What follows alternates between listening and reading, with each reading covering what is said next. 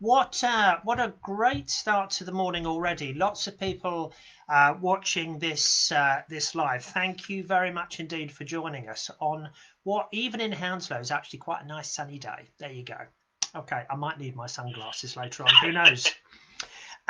So everybody, we have this last day today, or last session of our short coming out of lockdown course. Okay, it's a very important time for us all at the moment, and so this is the third of the sessions that we are having. And if you are not watching this live, then I would suggest that you look on Facebook to look at the sessions that we did on Tuesday and Wednesday, the first two sessions, perhaps before you watch this particular session today. But of course, if you are watching this live today, then these are short sessions for 15-20 minutes or so, and then followed by a period of questions and answers. And if you want to ask a question, then please leave that on the live stream. You've been using the live stream already this morning, and Nick is going to help me to deal with any questions that you have, which is great. But you know what, I hardly need to mention this to you guys, because you are very, very good at doing all of this. You know how to pop some really good and sometimes quite hard questions to answer. So I want all your questions this morning as we think about these important issues about coming out of lockdown. So okay, now this is one of the most important things that I need to tell you about today. These sessions are what we call for general guidance only. So in other words, these are to help you, to help me, to help Nick, to help all of us deal with coming out of lockdown. But if you have been given any particular advice by your doctor or by a nurse or by the hospital as to do particular things to look after your health, then that is the most important thing. You have to really follow that guidance because those are the people who are really important. They are people who are treating you. So remember, these sessions are just for guidance only. Okay. Okay. Now, I've been talking to lots of my friends recently about the lockdown, and some of them have said to me, well, everything is going to be great now. We've had all this period of 4 months really where we've had to be very careful to stay a lot of time at home so that the coronavirus doesn't spread, but we can come out now and we can go absolutely loopy and daft now. We can go out to the shops, we can see our friends, oh gosh, we can go travelling on the buses or trains as much as we like, and really we don't have to worry about anything now because the coronavirus, that's all sorted. Well, of course folks, that is not the case. Okay, we have all been through a difficult period where we've all had to stay at home an awful lot, so well done to you all for doing that and for keeping safe. But these next few days, these next few weeks, these next couple of months are really, really important for all of us, and we need to remember that there are certain things that we must do to keep safe and to stay safe. Okay, we want to get through this period of the coronavirus, and we want to keep well, and we want to make sure that we do just some very simple and straightforward things to make sure that we look after ourselves. Okay, so thank you for joining us this morning for this last session. So remember, here we're going to think about keeping safe and staying safe. Okay, now we've talked about all the things that you need to do right at the very start, even before you leave the front door of your house or your flat. the sort of things that you need to take with you. And we know that there are things that we always have to have with us. Fully charged mobile phone. Hello, hello. Freedom pass, keys for our home. We know that we have to take all those things. I like to take a little bit of money with me as well. So that's no change at the moment. But there are certain other things that we need to make sure that we actually have with us. And I like to make sure that I take a rucksack with me so that I can put various things in there. And there are certain things that I find that really help me with my journey. And, you know, here they are. So I like to take my friend Hopperty with me because he keeps me company. He's obviously a very essential thing. Is he essential? Are you? No, he's not. Never mind. Okay. Here's another thing to keep me entertained when I'm actually on the bus. A radio, so I can play it really loud and annoy all the other passengers. Good idea? No, don't think so. Gonna be a pretty sunny day today, folks, and you know, obviously we need to make sure that we're properly protected against the sunshine. Here we go, a good, nice, well-fitting pair of sunglasses to actually make sure that we protect ourselves from the sunshine. Maybe not. Maybe a better pair of sunglasses than that. But what we do need to make sure, that's all silly stuff. Steve, be serious, for goodness sake. I mean, it's a Thursday and Nick and Sally expect you to be serious with people. Okay, I've told myself off now. These are the things that now,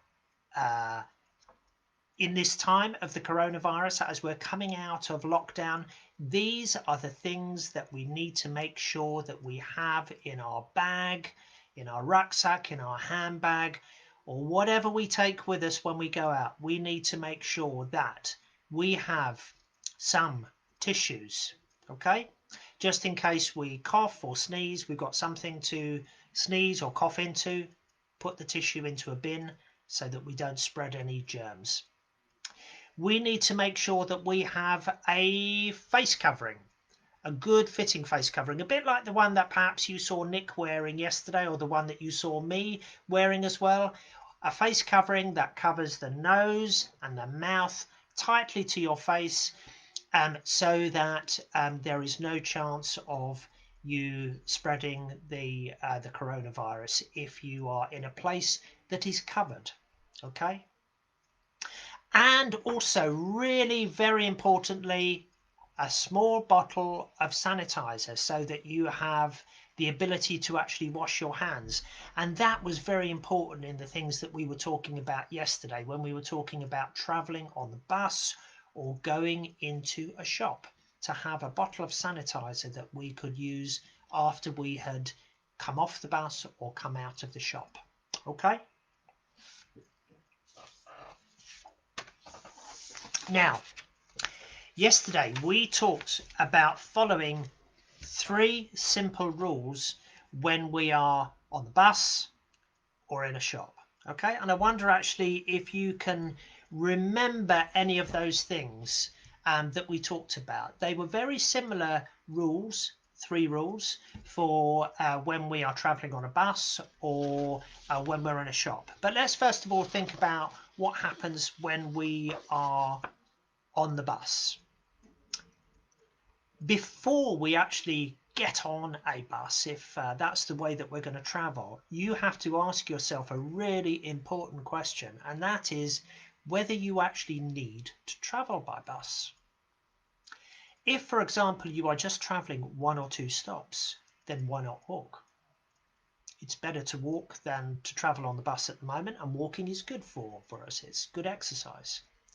But sooner or later you will probably have to use the bus, and there are certain things that we have to remember.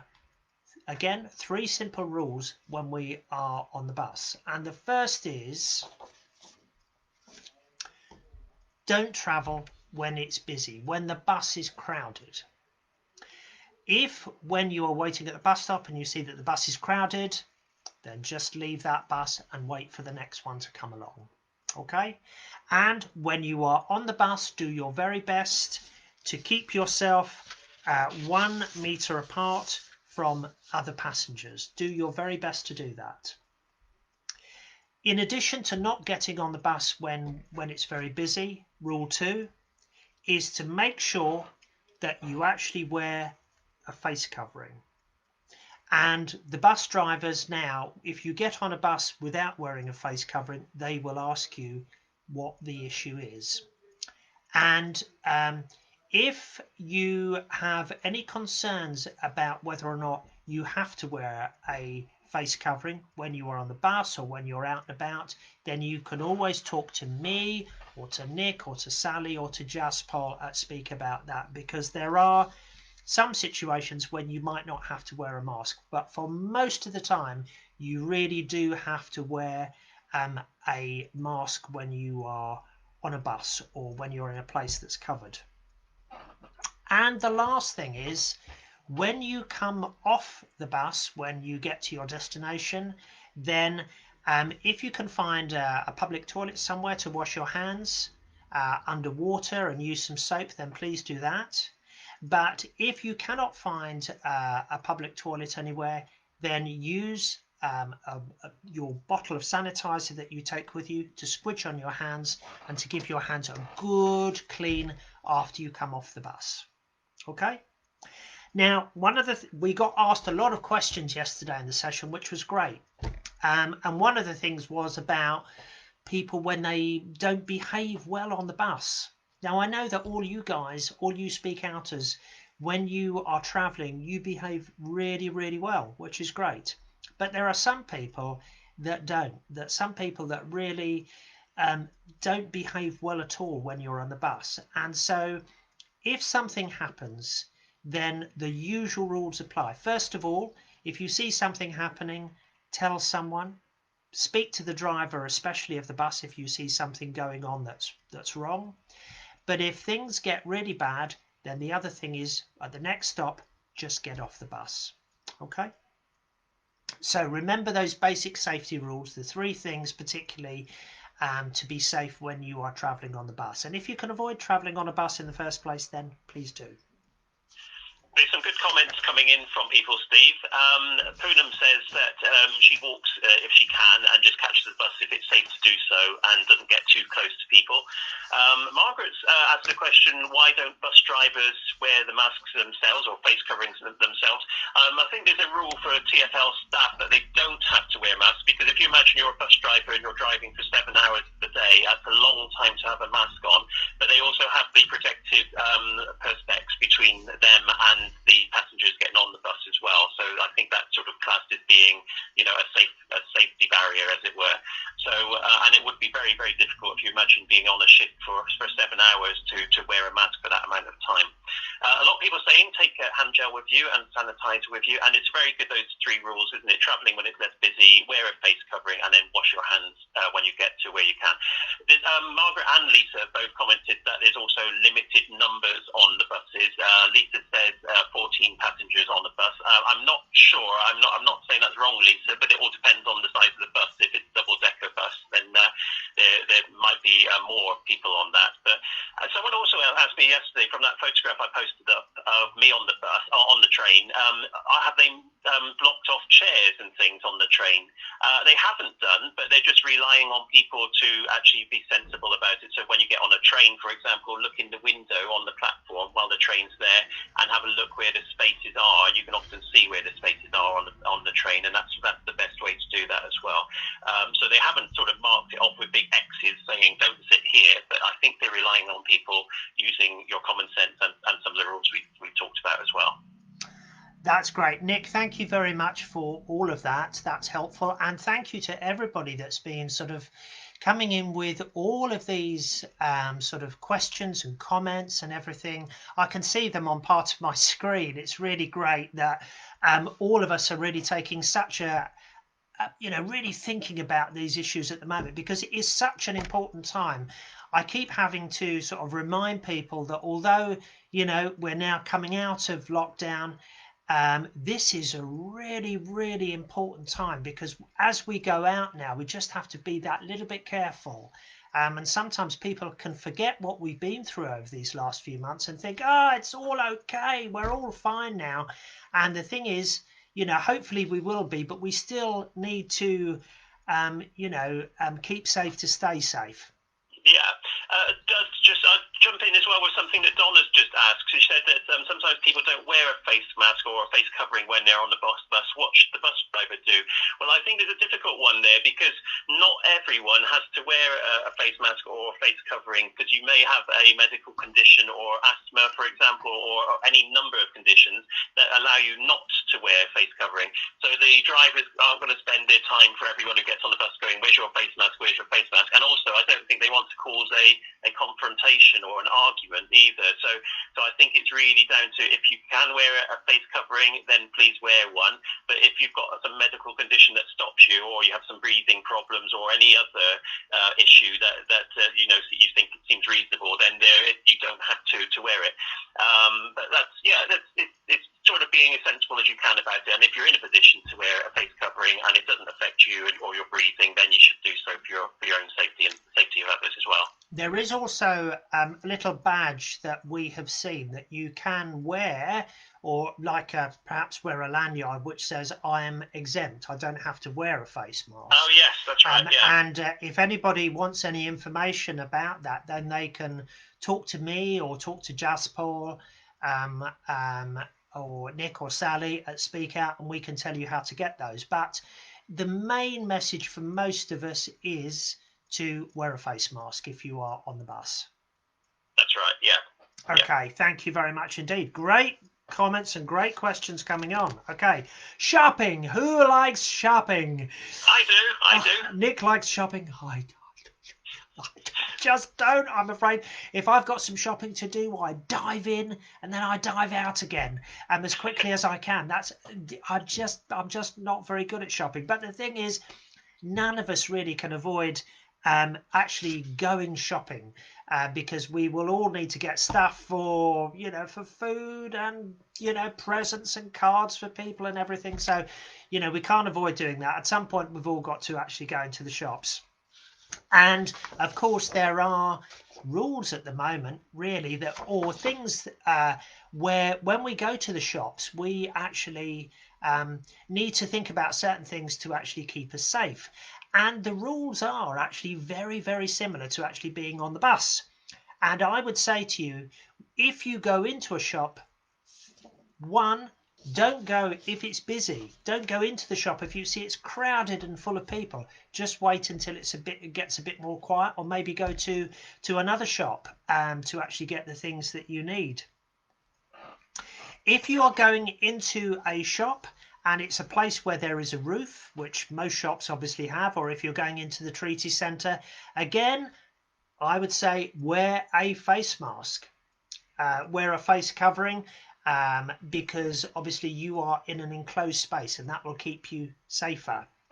And then when you come out of the shop after you have bought whatever you need to buy, then you will need to wash your hands, and again, using sanitizer, that will help you to actually stop the spread of germs. Now, in this little picture that we saw as well as the shopkeeper here, we also saw a picture of a debit card, and we show that because a lot of shops today are not accepting cash. They're not accepting coins or money because they would prefer not to have to handle all that money. So some places are insisting that you actually pay by debit card. So if you do have a debit card, then take that with you in a safe place when you leave your home and when you go out to the shop, and pay for the things that you want to buy using the card.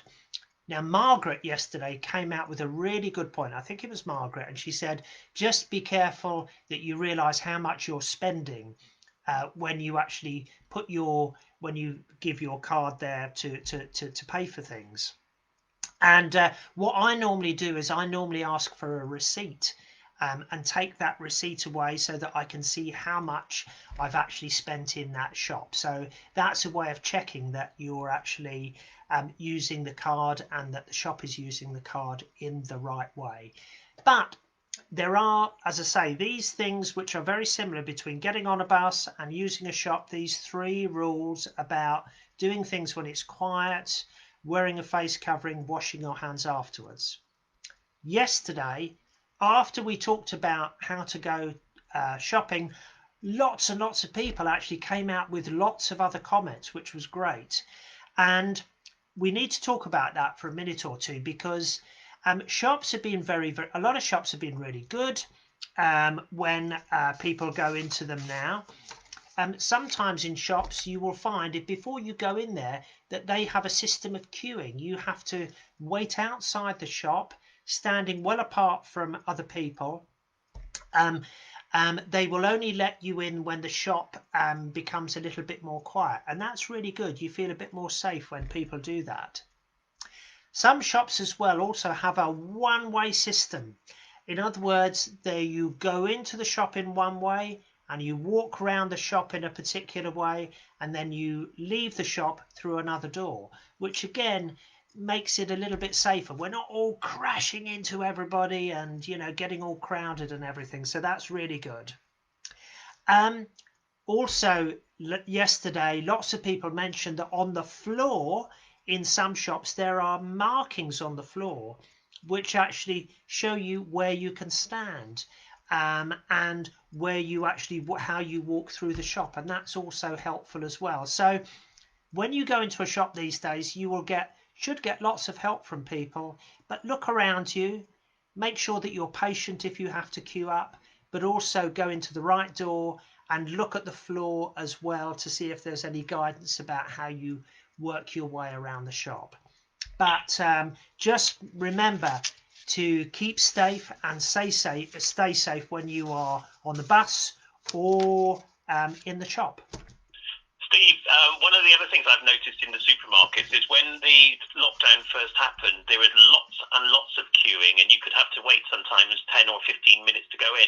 And that seems to be less now, so there's less queuing going on, which is obviously nicer and better. When you get through the door of lots of the big supermarkets, also they have hand sanitizer there, and they encourage you to use that when you go in. And also, if you're pushing a trolley or you're picking up a basket, they also have a special sanitizer and some kitchen roll, almost that big blue roll stuff, for you to wipe the handles on your trolley or on your basket as well. So that's another good thing to do. It's just all about being as safe as you can be. So if they've got that when you go through the door of the shop, that's a good idea to use that as well. It is, yeah. I went to a shop, Homebase, at the weekend, and they had exactly those things. I had to get a trolley, and we had to make sure that the trolley was nice and clean, and when we gave it back, somebody was cleaning the trolley afterwards. So you're absolutely right to actually say that, Nick. So shops want to help us as well, but we also have to make sure that we do the right thing too.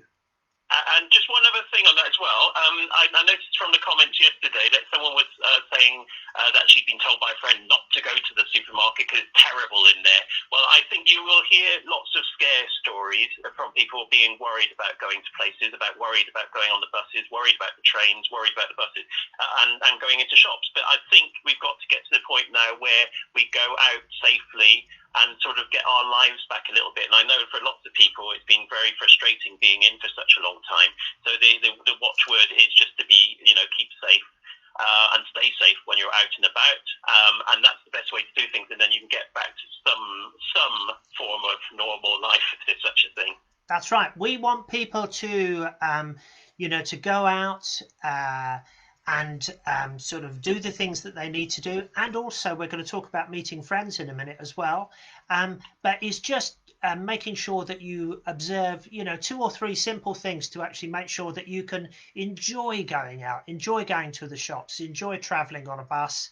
But just to do some very, very simple things to actually make sure that you keep safe when you're out and about. And one of the great things, obviously, for all of us is our friends and our families, and that's been really hard not to see our friends and family on a very regular basis. And so now we are allowed to go out, and we are allowed to meet our friends wherever they are.